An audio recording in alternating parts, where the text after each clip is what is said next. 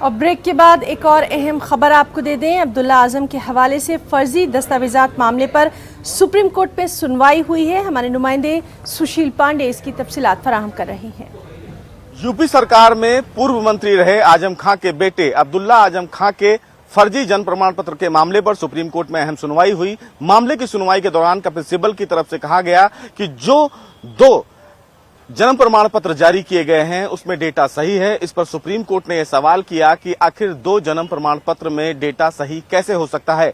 हालांकि supreme court में कपिल सिब्बल की तरफ से यह कहा गया कि जो फर्जी सर्टिफिकेट को लेकर केस दर्ज किया गया है अब्दुल्ला आजम खां पर, उस केस को लेकर भी कहीं ना कहीं जो फिलहाल पासपोर्ट ऑफिसर हैं उस सर्टिफिकेट को उन्होंने सही माना है। इस पर सुप्रीम कोर्ट ने कपिल सिब्बल की दलील पर सवाल उठाते हुए ये कहा कि जो दोनों हलफनामा आपकी तरफ से दाखिल किया गया है, यानी कि जो दोनों जन्म प्रमाण पत्र को लेकर जो सर्टिफिकेट जारी किया गया है वो आपकी तरफ से दाखिल किया गया है। कपिल सिब्बल की तरफ से कोर्ट में यह भी कहा गया कि इस पूरे मामले में चार्जेस फ्रेम हो चुके हैं और चार्जशीट भी दाखिल हो गई है। इस पर सुप्रीम कोर्ट ने कपिल सिब्बल से चार्जशीट की कॉपी मांगी। कपिल सिब्बल की तरफ से कहा गया कि उनके पास अभी चार्जशीट की कॉपी नहीं है, लेकिन उन्हें फिलहाल समय दिया जाए ताकि वो कोर्ट में चार्जशीट की कॉपी दाखिल कर सके। बहरहाल सुप्रीम कोर्ट ने कपिल सिब्बल को इस पूरे प्रकरण को लेकर चार्जशीट की जो कॉपी है उसको दाखिल करने का समय दिया है।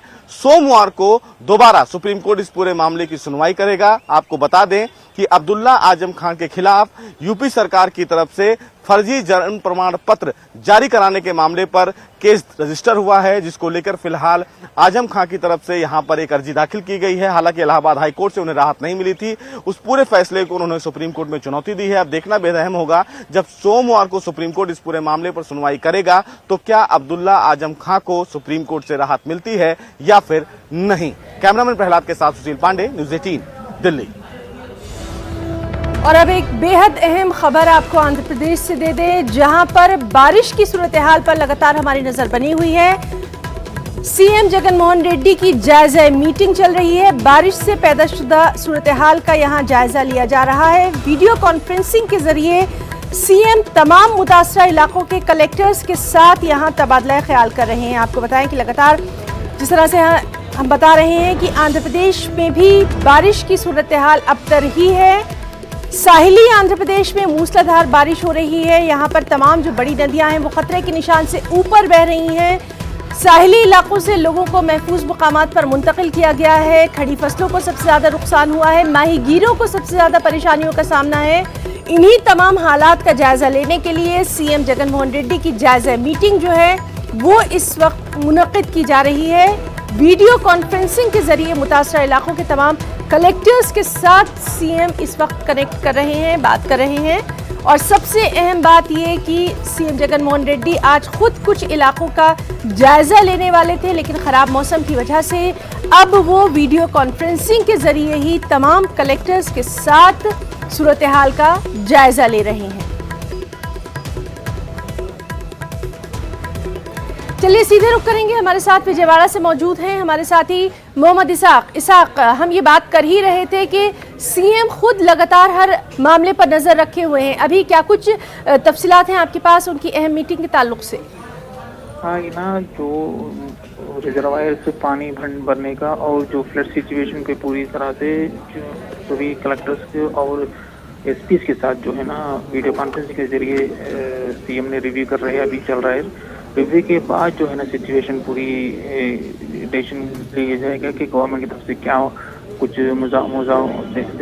कॉम्पनसेशन दे सकते हैं या कुछ कर सकते हैं। मगर फिलवक्त पहले से ही आज सुबह में से ही सीएमओ की तरफ से हिदायत दी गई कि डिजास्टर मैनेजमेंट और एनडीआरएफ एफडीआरएफ सभी टीमों को तैनात कर दिया गया और रिहेबिलिटेशन वर्क जो है ना मुतासिर इलाकों में से वहाँ से जो लोग पानी के चपेट में आ गए उन सभी को निकाला गया। वही दूसरी तरफ एसडीआरएफ टीम और एनडीआरएफ के टीम्स को जहां से अब मंगलगिरी से कुछ और टीमों को जो है ना गोदावरी और विशाखापट्टनम और दीगर इलाकों में जो कोस्टल बेल्ट है वहां पे भेजा जा रहा है। आज शाम तक वहां पहुंच जाएंगे और उसके बाद जो है ना राजमंड्री का जो वाटर फ्लो लगातार बढ़ रहा है तो इस वजह से जो है ना कोनसीमा और अल्लूर सीतारामराजू और दीगर जो राजमंड्री ईस्ट वेस्ट गोदावरी के और काकीनाडा के जो है वहाँ पूरी तरह से जो कोस्टल बेल्ट है वहाँ पूरी खाली करने के लिए कहा गया है।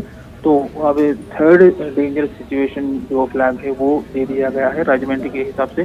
तो अभी जो है ना सिचुएशन जो है ना फ्लड की सिचुएशन, एक तरफ जहाँ राजमंड्री गोदावरी फ्लड सिचुएशन बढ़ रहे हैं और वही दूसरी तरफ है यहाँ प्रकाशम बैरेज विजयवाड़ा के यहाँ से भी पानी छोड़ा जा रहा है। तो ये दो जो है ना कोस्टल बेल्ट के लिए जो जिन इलाकों में जहाँ गाँव है वहाँ पे पूरी तरह से पानी में अंदेश आने का है। तो इस वजह से जो है ना जहाँ जहाँ पे अभी पानी आ चुका है वहाँ के डिस्ट्रिक्ट कलेक्टर्स को और एसपी को पूरे पावर्स दिए जा रहे हैं कि वो डिसीजन ले सकते हैं।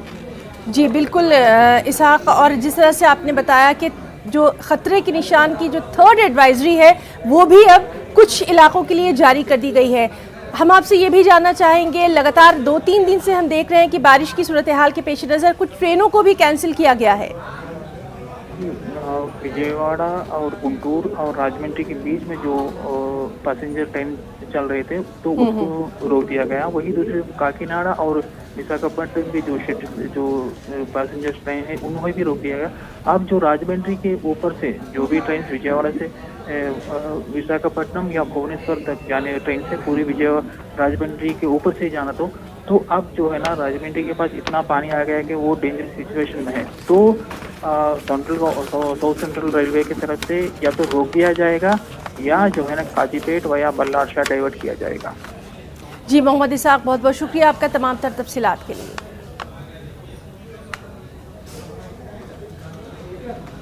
मंत्री जी के द्वारा उस समय में दिया जा रहा है जब विश्व प्रसिद्ध श्रवणी मेले की शुरुआत अगले 2-3 दिनों में होने जा रही है, जिसके आधार पर लाखों श्रद्धालु इस हवाई अड्डे के आधार पे भी उस मेले में अपना उपस्थिति दर्ज कर पाए।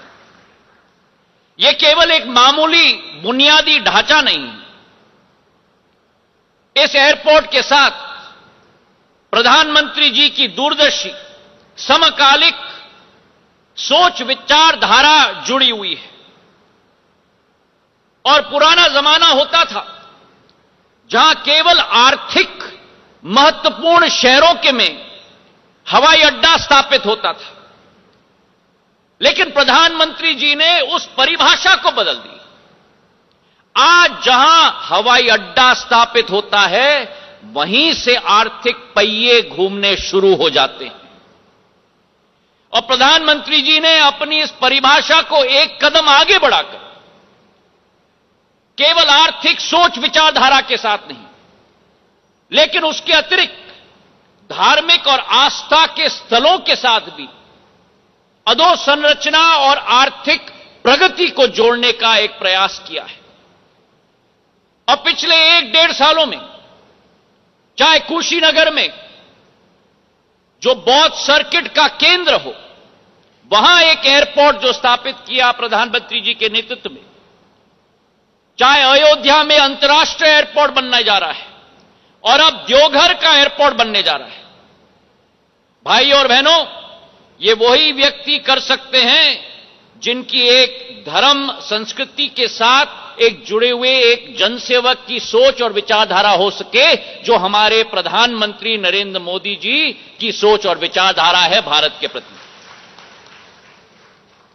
सोच और विचारधारा है अध्यात्म को प्रगति के साथ जोड़ने का, सोच और विचारधारा है धर्म को प्रगति के साथ जोड़ने का, सोच और विचारधारा है संस्कृति को प्रगति के साथ जोड़ने का, और अध्यात्म धर्म और संस्कृति के संगम के साथ साथ क्षमता की एक महाशक्ति के रूप में भारत को परिवर्तित करने का एक संकल्प हमारे प्रधानमंत्री नरेंद्र मोदी जी ने लिया है। मेरे भाई और बहनों, भारत के विगत गौरव को, भारत के वर्तमान के गौरव को बनाना और आस्था के गौरव में परिवर्तित करना, यह प्रधानमंत्री के नेतृत्व में ही संभव हो पाया है। अगर देवघर की हम बात करें तो हर दिशा में धर्म और आस्था से परिपूर्ण है, और हमारा संकल्प है कि रांची के बाद झारखंड का यह दूसरा प्रवेश द्वार देवघर जरूर बनेगा। 401 करोड़ रुपए की यह योजना है, 654 एकड़ में यह एयरपोर्ट स्थापित है, और आसपास के कई जिलों, चाहे दुमका हो, पाकुड़ हो, गोड्डा हो, गिरदिया हो, धनबाद हो, हजीराबाद हो, करीब